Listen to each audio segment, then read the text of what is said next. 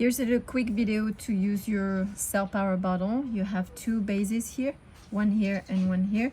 This base is to infuse your water with hydrogen. As you can see, I just press on the button.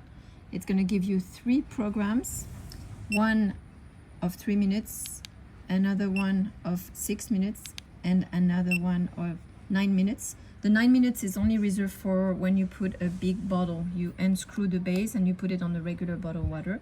So here we're also going to select the chromotherapy, because this base is infusing chromotherapy, as you can see in your water. With one click you can change the color. You can go from red to indigo to yellow to red. And the top base is to infuse frequencies in your water. You have 3 programs. You press on the button here and you will choose between the 3 programs: energy, one click; recovery, one click; Lumivitae, one click, and then you activate 2 clicks to launch the program. And that's about it. That's how very easy it is to use the bottle.